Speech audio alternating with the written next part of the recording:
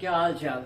ठीक है, आज हम देखने वाले हैं अल्टरनेटिंग करंट में फेजर डायग्राम के बारे में। फेजर डायग्राम क्या है? सबसे पहले अल्टरनेटिंग करंट क्या होती है? अल्टरनेटिंग करंट एक पीरियोडिकली वैरिंग क्वांटिटी है, पीरियोडिकली वैरिंग क्वांटिटी। और मेरे दोस्तों, पीरियोडिकली वैरिंग क्वांटिटी का पिक्टोरियल रिप्रेजेंटेशन ही होता है फेजर डायग्राम। पिक्टोरियल रिप्रेजेंटेशन होता है आपका फेजर डायग्राम। ठीक है सर, जैसे हम कोई भी बॉडी को हम ले रहे हैं, कोई भी बॉडी अगर लीनियर मोशन कर रही होती है उसको सिंपली हम एक वेक्टर से दिखाते हैं उसका डायरेक्शन। पर अगर कोई भी बॉडी पीरियोडिकली चेंज हो रही हो, पीरियोडिकली चेंज होने का मतलब टाइम के साथ अपना मोशन रिपीट कर रही हो, अपना मोशन टाइम के साथ अगर वो रिपीट कर रही है, अपनी वैल्यूज रिपीट कर रही है एट सम पर्टिकुलर टाइम, तो हम उसे कहते हैं periodically varying quantity with time. और इसका रिप्रेजेंटेशन, इसका पिक्टोरियल रिप्रेजेंटेशन जो है हमारा फेजर डायग्राम होता है। जैसे कि हमने देखा था अल्टरनेटिंग करंट की इक्वेशन क्या आती थी, I is equal to I not sine omega T. ये इक्वेशन आती थी बेटा। ये इक्वेशन तो मैथमेटिकल रिप्रेजेंटेशन है अल्टरनेटिंग करंट का। ये तो मैथमेटिकल रिप्रेजेंटेशन है अल्टरनेटिंग करंट का। मतलब कि किसी टाइम टी में क्या वैल्यू रही होगी आपकी अल्टरनेटिंग करंट की, किसी टाइम पीरियड टी में आपकी क्या वैल्यू रही होगी अल्टरनेटिंग करंट की, उसी का पिक्टोरियल रिप्रेजेंटेशन है आपका फेजर डायग्राम। उसी का पिक्टोरियल रिप्रेजेंटेशन है आपका फेजर डायग्राम। तो अब आप देखिएगा, अब आप बात को समझिएगा, बने रहिएगा, जुड़े रहिएगा। फेजर नहीं भूलोगे, इसके बाद फेजर डायग्राम नहीं भूलोगे, फेजर डायग्राम नहीं भूलोगे, याद हो जाएगा फेजर डायग्राम। ठीक है, तो अब समझिए, फेजर डायग्राम यानी फेज क्या बताता है? Tells instantaneous location of periodically varying quantity. Instantaneous location, I value क्या होती है? आई वैल्यू आपकी इंस्टेंटेनियस करंट होती है। इंस्टेंटेनियस करंट होती है at a particular time, at a particular time थी आपको आई वैल्यू मिलती है। इसी को कैसे डायग्राम से शो करोगे?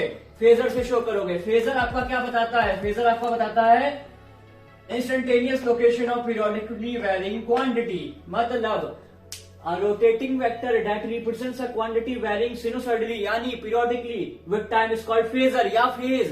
ये आपका किसी टाइम t पे आपको वैल्यू दे रहा है, किसी टाइम यहाँ पे t पे आपको वैल्यू दे रहा है कोई भी आपका जो पीरियोडिकली वैरिंग क्वांटिटी है उसकी। अभी यहाँ पे अल्टरनेटिंग करंट एक पीरियोडिकली वैरिंग क्वांटिटी। इसके पहले वाला वीडियो अल्टरनेटिंग करंट का देख लेना, इसके पहले वाला वीडियो अल्टरनेटिंग करंट का देख लेना। ठीक, तो सर अब ये जो वेक्टर आप देख रहे हो, ये जो एरो देख रहे हो, ये एरो आपका देता है, ये एरो आपका मैक्सिमम करंट या मैक्सिमम ईएमएफ आपका रिप्रेजेंट करता है। ये एरो आपका मैक्सिमम करंट या मैक्सिमम ईएमएफ आपका रिप्रेजेंट करता है। अच्छा सर, ठीक है, ये एरो तो सर मैक्सिमम वैल्यूज रिप्रेजेंट करता है। ठीक है, और मेरे बच्चे यहां पे मैंने क्या लिखा है? In the phasor diagram, peak value यानी maximum value of alternating current and alternating EMF are represented by arrow. Are represented by arrow, याद रखना, are represented by arrow. They are inclined to horizontal axis at omega t and rotate in anti-clockwise direction. Anti-clockwise direction में rotate करेंगे। बेटा ये omega t कैसे आया? बहुत simple है बेटा, ये ओमेगा टी कैसे आया? सर बहुत सिंपल है, यहाँ पे मैंने एक लाइन लिखी है, this vector is imagine to rotate with angular velocity equal to angular velocity of that quantity. मान लीजिए कोई क्वांटिटी यहाँ से यहाँ तक आई, ये कुछ एंगुलर वेलोसिटी ओमेगा से चल रही होगी, यहाँ से यहाँ आने में इसको कितना टाइम लग गया? सर टी टाइम लग गया। तो कितना एंगुलर डिस्प्लेसमेंट चलेगी? Theta is equal to angular velocity into time, भाई distance equal to velocity into time formula होता है। तो कितना डिस्टेंस चल गया सर? कितना एंगुलर डिस्प्लेसमेंट चल गया? ओमेगा टी चल गया। तो यहाँ पे इसलिए ओमेगा टी आ रहा है, वही मैंने लिखा है। This are inclined, they are inclined, ये एरो इंक्लाइंड है to a horizontal axis at omega t and rotate in anticlockwise direction.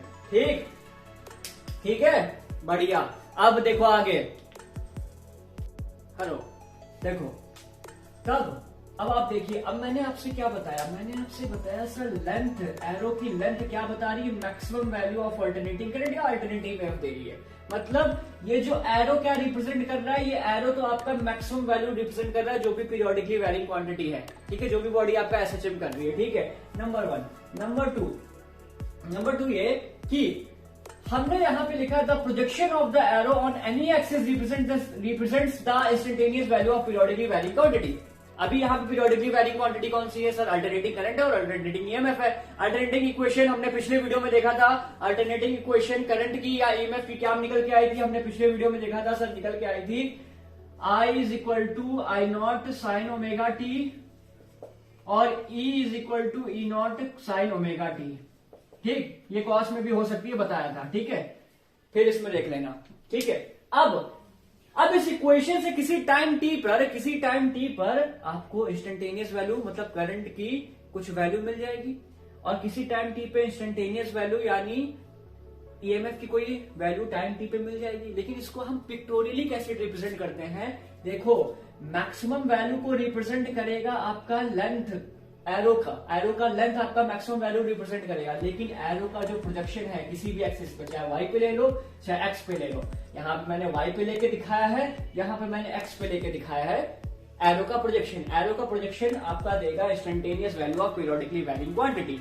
ठीक है, तो यहाँ पे arrow representing the maximum value and its projection representing the instantaneous value at some angle omega t and this angle omega t is known as phase angle। Phase angle मतलब phase angle आपका क्या बता रहा है? Phase angle आपका यही तो बता रहा है कि किस लोकेशन पे मतलब क्या उसकी लोकेशन है, मतलब क्या उसकी इंस्टेंटेनियस वैल्यू है।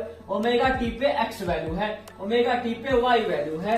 अब यहाँ पे साइन थीटा का फॉर्मूला लगाओ। साइन थीटा क्या होता है सर? पी अपॉन, अगर आप देखो मैंने यहाँ पे लिखा है साइन फॉर्म में इक्वेशन चाहिए तो प्रोजेक्शन ले लो वाई एक्सिस पे, कॉस फॉर्म में इक्वेशन चाहिए तो प्रोजेक्शन ले लो एक्स एक्सिस पे। ठीक, प्रोजेक्शन ले लो एक्स एक्सिस पे। अभी यहाँ पे देखो हमने प्रोजेक्शन वाई एक्सिस पे लिया है तो साइन थीटा लगाओगे, sine theta P upon H, perpendicular upon hypotenuse. Perpendicular यहाँ पे क्या है? वाई, हाइपोटेनियस क्या है? वाई नॉट, वाई और वाई नॉट। तो यहाँ से y equal to Y naught sine omega T आ गई, साइन फॉर्म में आ गई जब प्रोजेक्शन लिया y एक्सिस पे। सिमिलरली अब हम प्रोजेक्शन x एक्सिस पे लेंगे तो ये वैल्यू x होगी और ये x नॉट होगी, ये वैल्यू x नॉट लेंगे क्योंकि हम x पे प्रोजेक्शन ले रहे हैं तो मैक्सिमम वैल्यू भी x के टर्म्स में तो लेंगे x not. Hypotenuse x not, projection पे ये बेस आपका x है, cos theta base upon hypotenuse x upon x not, x equal to x not cos omega T.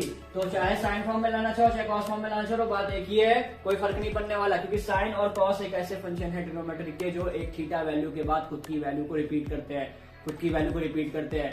यानी साइन और कॉस फंक्शन हमारे मैथमेटिकल फंक्शन है पीरियोडिक मोशन के, ये खुद ही पीरियोडिकली वैरिंग क्वांटिटी है। ठीक है, साइन और कॉस, इसलिए साइन और कॉस इक्वेशन में आ रहा है। ठीक है, अब तो आपको क्या समझ में आया? Arrow represent the maximum value and the projection of arrow represent the instantaneous value of either alternating current or alternating EMF and this particular angle omega t represent the phase angle। किस phase पे यानी क्या value रही होगी उस particular angle पे, उस particular time पे आपकी अल्टरनेटिंग करंट या अल्टरनेटिंग ईएमएफ पे। अगर मान लो मैं यहाँ पे एक डायग्राम आपको बना दूं कि एक वर्ड आएगा यहाँ पे फेज डिफरेंस का मतलब एंगल में डिफरेंस। ठीक है, phase difference between two quantities represented by angle between E not and I not. ठीक, अभी मैं आपको बता के दिखाता हूं। ठीक, जैसे कि अभी मैंने क्या कहा, अभी मैंने यहाँ पे ये कहा आपसे कि ये एरो या तो ई नॉट दिखाएगा या तो आई नॉट दिखाएगा। तो एक ये ई नॉट ये है, एक ये आई नॉट ये है। ठीक, अब आप देखिए इन दोनों के बीच का जो भी एंगल है ये फेज डिफरेंस कहलाएगा। इन दोनों के बीच का ये जो भी एंगल है ये आपका कहलाएगा फेज डिफरेंस। फेज में डिफरेंस है।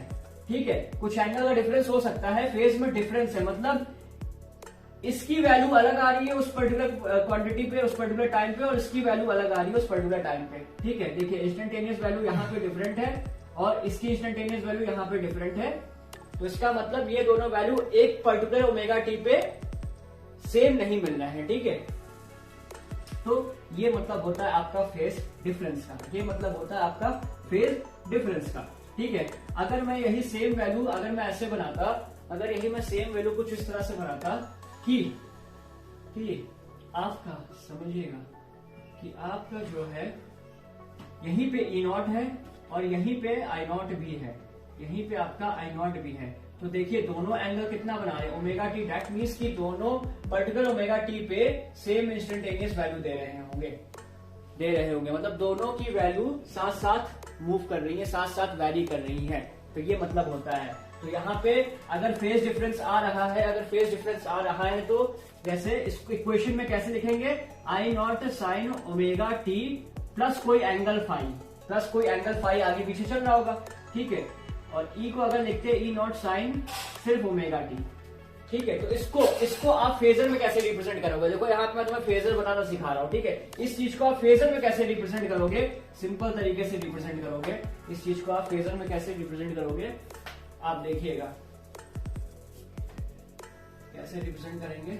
इसी सेम चीज को देखिएगा,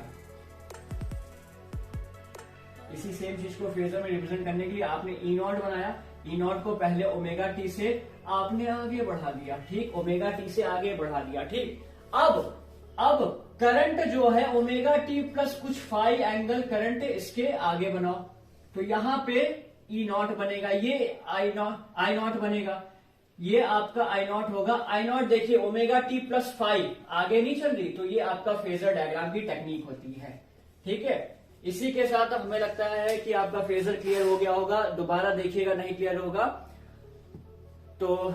इसी के साथ धन्यवाद, मिलते हैं अगले वीडियो में, जय हिंद।